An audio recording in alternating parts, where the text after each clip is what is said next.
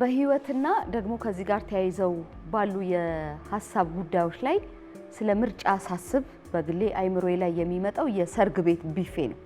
የሰርግ ቤት የምግብ ቢፌ ከጥግ እስከ ጥግ በብዙ የምግብ አይነቶች የተሞላ እንደሆነ ይታወቃል። አንዳንድ ሰዎች ከደረቁ እንጀራ እስከ ሰላጣው ያነሳሉ። ክትፎም አይቀርም፣ ቀይ ስሩም አይቀርም፣ ቀይ ወጡም አይቀርም፣ አልጫውም አይቀርም፣ ሁሉንም ነገር አንስተው ይሄዳሉ። አንዳንድ ሰዎች ደግሞ የምግብ ፍላጎታቸውን ብቻ ሳይሆን ጤናቸውን እንደዚሁም ደግሞ ምግብ ላይ ያላቸውን ምርጫ መሰረት ያደርጉና አንዳንዷን ነገር ያነሳሉ። እነዚህ መርጠው የሚያነሱትን ሰዎች ሳይ በህይወታቸውም እንደዛ ይመስሉኛል። የመምረጥ አቅማቸው ቀላል የሚባል ነው ብዬ እንዳልገምት እድልን የሚሰጠኝ አጋጣሚ ነው ብዬ አስባለሁኝ። ይህንን ጉዳይ ሳስብ ይሄ ሐሳብ ወደ አይምሮዬ መጥቶልኛል። ጤና ይስጥልኝ። እንዴት ከረማችሁ? እንዴት ሰነበታችሁ? የተወደዳችሁ ተመልካቾቻችን፣ ይህ የፋና ቀለማት የእናንተ የተከበራችሁ ተመልካቾቻችን የእረፍት ቀናችሁ ማረፊያ ነው። ከኛ ጋር ስላላችሁ እናመሰግናችኋለን። ዛሬ ሐሳብ ላይ ጥቂት እንቆያለን። ዛሬ ሐሳብ ላይ ደግሞ እንወያያለን። ይሄ ጉዳይ በግል ህይወታችን፣ በቤተሰብ መካከል፣ በዛሬና በነጋችን መሃል ትልቅ ነገር ነው። የመምረጥ የመወሰን አቅም ለህይወት ብለን ጥቂት ነገሮችን እናነሳለን። ከኛ ጋር እንድትሆኑ በጣም ከፍ ባለ አክብሮት እንጋብዛችኋለን። እንግዳለኝ ከእንግዳችን ጋር ቆይታ እናደርጋለን። ትተዋወቃችኋል ወይስ እኔ ላስተዋውቅ? አንተ ተዋወቃቸው ግድ የለም። እሺ፣ ቴንክ ዩ ማሂ። ሚኪያስ ይኩኖ እባላለሁ። የስነ ልቦና ባለሙያ መምህር፣ እንደዚሁም ደግሞ የሰብአዊ እርዳታ ሰራተኛም ጭምር ነኝ። እንደምን ነህ? ሰላም። ተሽሎሃል? እንግዲህ በተወሰነ የሰሞኑ ጉንፋን አይደል? ያው ድምጽ ላይ ብቻ ትንሽ አይደለ? ሻይ ቀርቦልናል። ሻያችንን እየጠጣን ነው የምናወራው። ለአንተም ለጉንፋንህ፣ ለኔም ለቅዝቃዜ። ስለ መምረጥ ስታስብ አይምሮህ ላይ የሚመጣው ምንድነው? ምርጫ እንግዲህ ብዙ ጊዜ የሚመጣልን ያው ትልልቁን ነገር መምረጥ ላይ ነው ሀሳባችን ቶሎ የሚሄደው። ትዳር፣ የስራ መስመር፣ ትምህርት፣ የምንኖርበት ከተማ ወይም ሰፈር፣ እንደዚህ ነው የሚመጣልን እንደዚህ አይነት ውሳኔዎች። ግን ምርጫ በእያንዳንዱ ቀን የምናደርገው ጥቃቅን ውሳኔዎችን ሁሉ የሚያካትት ነገር በጣም ሰፊ ነገር ነውና እንዳልሽው ምናልባት ከሰው ቢፌ አነሳስ ጀምሮ የምርጫ ባህሪውን እንዴት እንደሚመርጥ በጥንቃቄ ይመርጣል ወይስ ሁሉንም እንዲሁ ያግበሰብሳል የሚለውን በሌሎችም በእያንዳንዱ ከንግግሩ ቃላት ይመርጣል ወይ ሰው አብሮ የሚሆነው ሰው ይመርጣል ወይ? በጣም በርካታ ነገሮች ጠዋት ተነስተን እስከ ማታ ውሏችንን ብናይ ስለዛ ሰው ያመራረጥ ሁኔታ ብዙ ነገር ማየት እንችላለን። እኛም በህይወታችን ብዙ ነገሮችን ሳናስበው እየመረጥን ነው የምንውለው ሙሉ ቀን። በጣም አሁን ወደ አንተ ስመጣ ከአንድ ሰው ጋር እያወራሁ ነበር ቢሮ እስክንደርስና የጡረታ አንዳንድ ነገሮችን እያስተካከልኩ ነው ብሎ አለኝ። እንዴ ለጡረታ ደረሰ እንዴ? ስንት አመተ ነው አልኩት። አዎ ደርሻለሁ እኮ ወደ 53 ተጠግቻለሁ ማያለ። እንዴት በዛ በጣም ተገረምንና እንዴት እንደዚህ ሊሆን ቻለ? አትመስልም በፍጹም ስለው በአብዛኛው የህይወት መንገዴ ደስታን ነው የምመርጠው፣ በተቻለኝ አቅም ደስታን ነው ማነፈንፈው፣ ለዛ ነው ብሏል።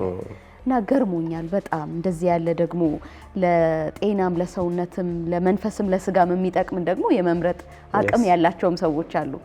ቀላል ነው የመምረጥ ሀሳብ?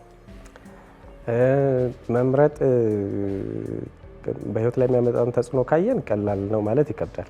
ከባድ ነው፣ በጣም ከባድ ነው። ምክንያቱም እያንዳንዱ ምርጫችን ማንነታችን ላይ የነገ ህይወታችን ላይ የራሱን የሆነ አሻራ እያሳረፈ ነው የሚሄደው እያንዳንዱ ጥቃቅን የሚመስል ምርጫና ስለዚህ ተጽዕኖ በጣም በኋላ ላይ የሚያመጣው ከባድ ሊሆን ስለሚችል ቀላል ነው ማለት ይከብዳል። ግን ሂደቱን ከሆነ የምናየው የምርጫ ሂደቱን የምንመርጥበትን ሂደት ከሆነ የምናየው እንደየሰው ቀለል አድርጎ ፈጠን አድርጎ የሚወስን ሰው ይኖራል። እንደዚሁ ደግሞ በደንብ ጊዜ ወስዶ አስቦ አክብዶ ደግሞ ነገሮችን አይቶ የሚወስን ሰው ይኖራልና ብዙ ጊዜ የሚያቀሉት ሰዎች ግን የሚያተኩሩት ምን ላይ ነው? ስሜት ላይ፣ ጊዜያዊ ደስታ ላይ፣ ምናልባትም የሚታወቁ ነገሮች ላይ ብቻ ሰዎች የሚቀበሏቸው የታወቁ ነገሮች ላይ እንደዚህ አይነት ነገር ላይ ካተኮርን ለመምረጥ ብዙ አንቸገር።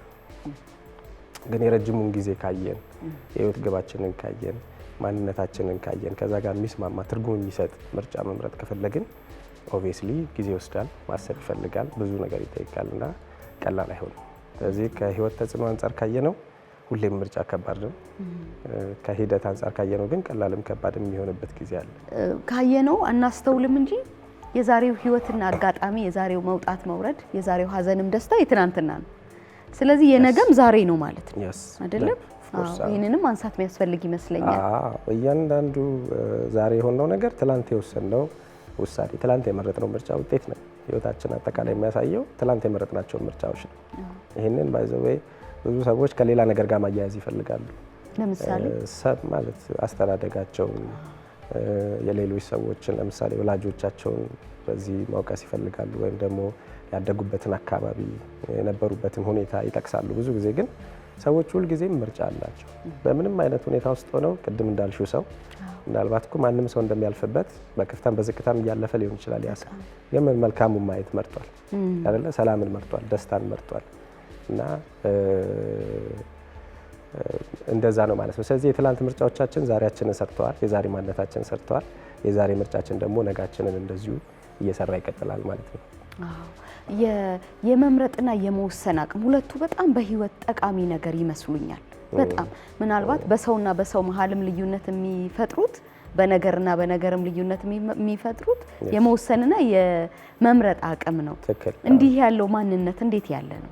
መምረጥን ስናስብ እንግዲህ ብዙ ነገሮች አሉ አብረው የሚመጡ ተጽዕኖ የሚያደርጉ ብዙ ነገሮች አሉ። በትክክል እንዳንወስን የሚያደርጉን፣ በትክክል እንድንወስን የሚያደርጉን ብዙ ተጽዕኖ የሚፈጥሩ ነገሮች አሉና እነሱን መዳሰሱ ጥሩ ይመስለኛል። ግን በጠቅላላው ስለ ምርጫ ስናወራ ለሁሉም ሰው የሚስማማ አንድ ትክክለኛ ምርጫ ማግኘት ከባድ ነው። ሁልጊዜ አንችልምም፣ ኦልሞስት ኢምፖሲብል ነው። እና ምርጫዎቻችን ብዙ ጊዜ መሆን ያለባቸው ከማንነታችን አንጻር ነው።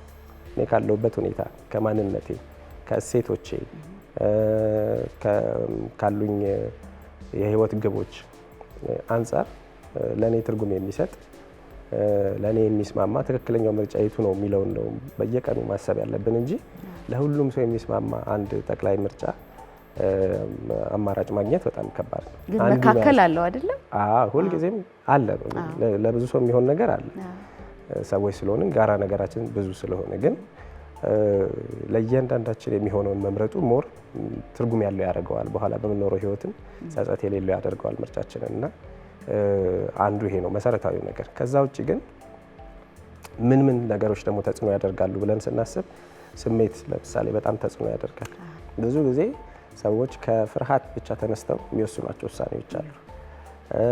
ባሉበት በጣም ከፍተኛ ደስታና ኦቨር ኮንፊደንስ ወይም ካላቸው አቅም በላይ በማሰብ ነገሮችን ወስነው በኋላ የተሳሳተ ውሳኔ ላይ ይደርሳሉ እና ብዙ ጊዜ ስሜቶቻችንን ምን ስሜት ላይ እንዳለን መረዳት፣ ውሳኔውን በምንወስንበት ሰዓት ምን እየተሰማኝ ነው አሁን የሚለውን መረዳት ማዳመጥ ተገቢ ነው። ግን ስሜቱ እንዲወስን መፍቀድ ነው ትክክል የማይሆነው ማለት ነው፣ ትክክለኛ ውሳኔ ጋር መድረስ ከፈለግ።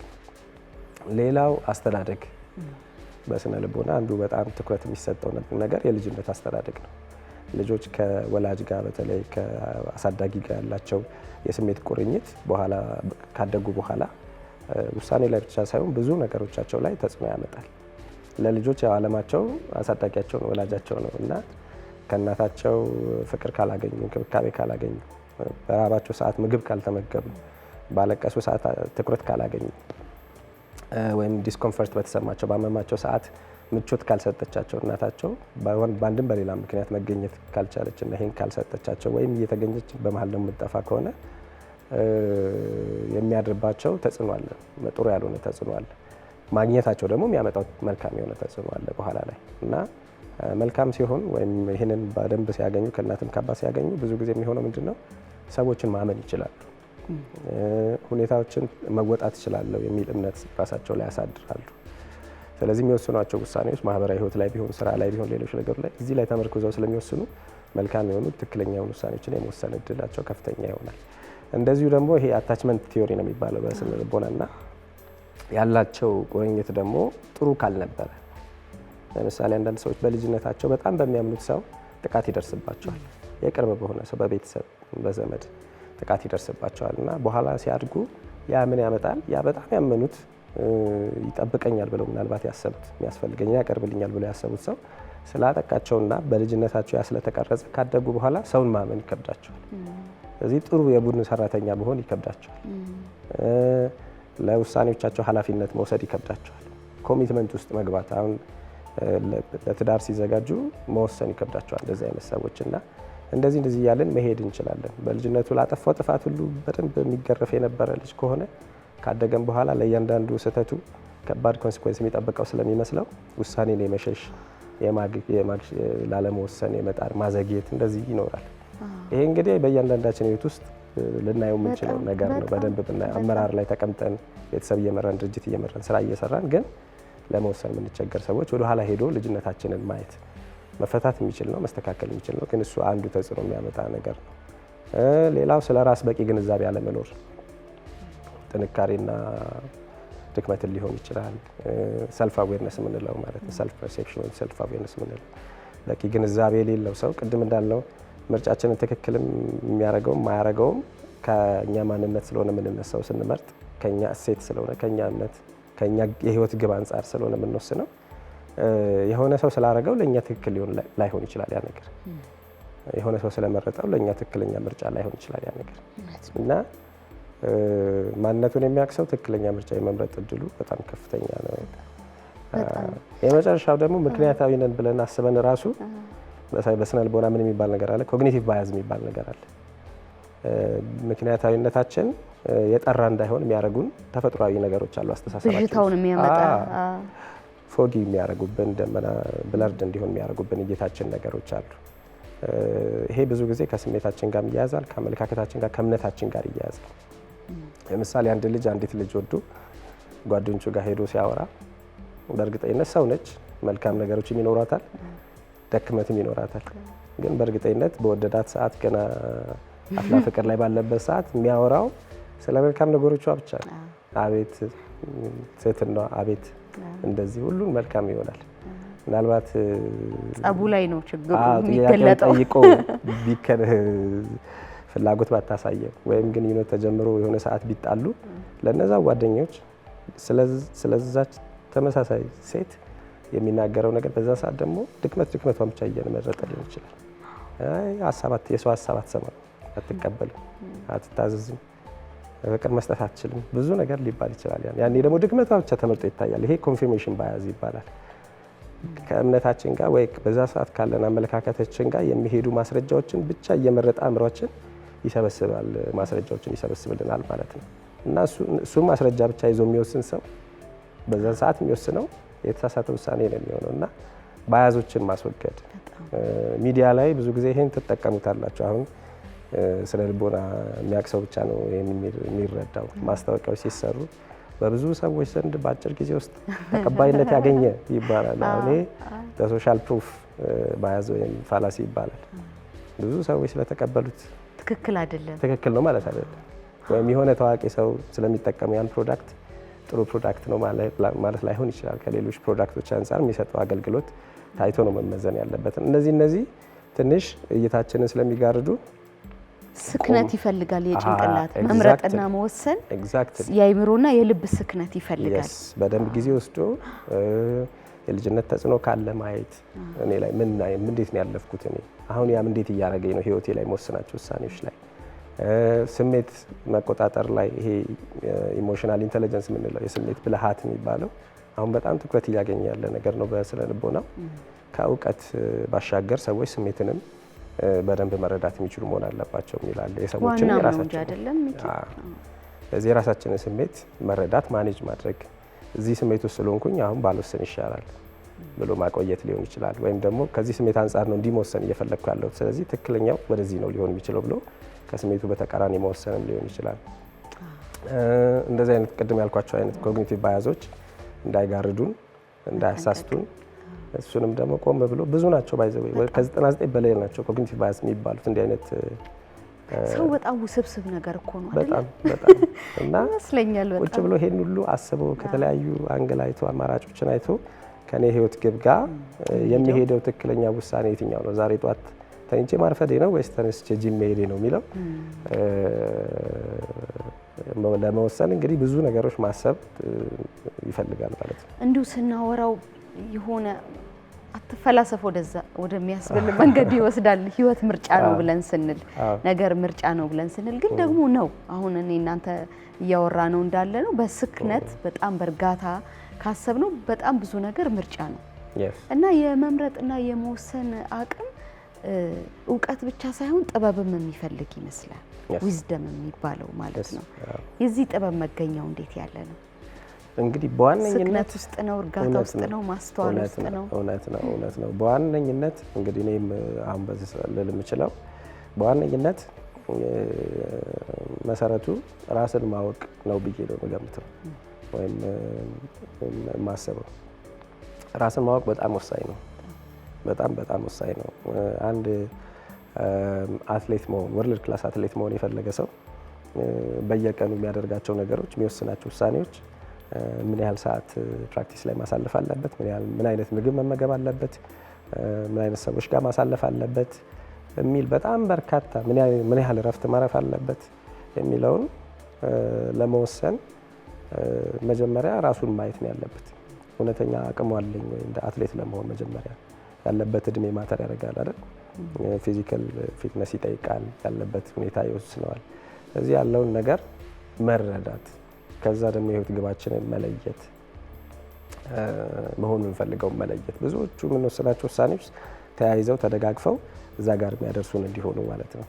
ያንን መለየት ማሰብ በደንብ ይፈልጋል። እኔ ብዙ ሰው ቁጭ ብሎ አስበው ራሱ የህይወት ግቤ ምንድን ነው፣ በዚህ ምድር ላይ ኖሬ ሳልፍ መጨረሻ ላይ ሰርቼ ማለፍ የምፈልገው የመጨረሻው ነገር ምንድን ነው የሚለው ብዙ ጊዜ ወስዶ የሚያስብበት አይመስለኝም። ይደክመናል አይደለ? እውነት ነው። አድካሚ ነው። ሀሳቡ ከባድ ነው ለመናገር እና እሱ በጣም ወሳኝ ነው።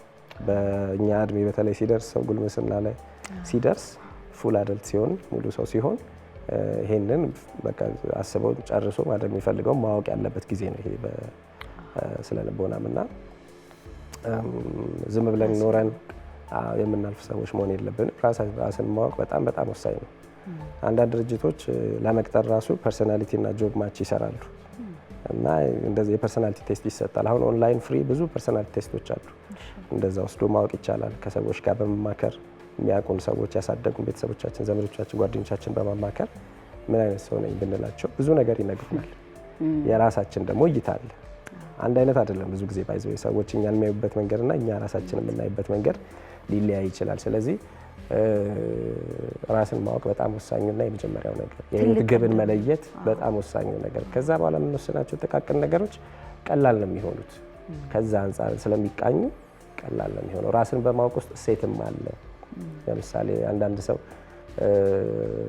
ነፃነቱን የበለጠ ይፈልጋል።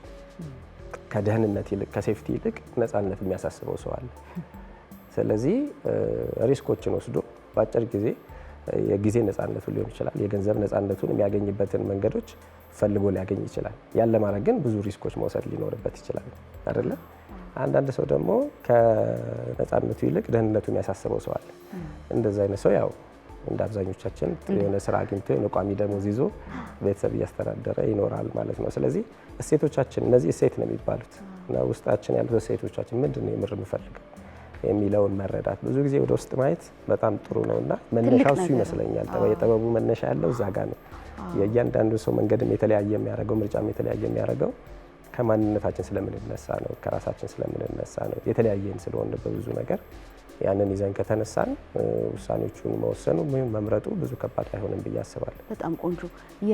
መወሰንና መምረጥ ደግሞ ውጤት አለው አይደለ? ውጤት አለው እና የመረጥነውንና የወሰንነውን ነገር ውጤት መቀበል ደግሞ ሌላ ትልቅ ልብና አእምሮ የሚፈልግ ነገር ነው። ምንም ይሁን ምን ማለት ነው። አይ እንደው እንዲህ ባልሆነም ብሎ ማለት፣ እሰይ እንኳን ሆነልኝንም ማለት። በምርጫችንና በውሳኔያችን መካከል የሚመጡ ውጤቶችን የመቀበልን ነገር እናንሳ እስኪ። ይሄ በጣም ጥሩ ጥያቄ ነው። የትኛውም ውሳኔ 100% የተረጋገጠ ውጤት የምንፈልገውን ውጤት ያመጣል ማለት አይደለም። የትኛውም የህይወት ውሳኔ እክል ሊገጥሞ ይችላል። የምንፈልገው ውጤት ላይመጣ ይችላል። ያን መፍራት ነው አንዳንድ ጊዜ ሰዎችም ውሳኔ እንዳይወስኑ ወደኋላ እንዲዘገዩ የሚያደርጋቸው እና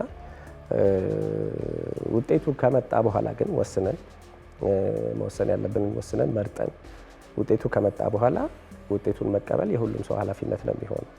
የግለሰቡ ኃላፊነት ነው የሚሆነው፣ የራሱ ኃላፊነት ነው የሚሆነው ማለት ነው። ይሄ ከምን ይጀምራል? ምክንያት መስጠት ከማቆም። ቅድም እንዳልኩት አስተዳደጌ ነው ወላጆቼ ያደኩበት ሀገር ነው የነበረው ስርዓት ነው እንደዚህ ነው የሚሉ ምክንያቶችን ማስወገድ ሙሉ ኃላፊነት መውሰድ ስለ ህይወታችን ይጠበቅብናል።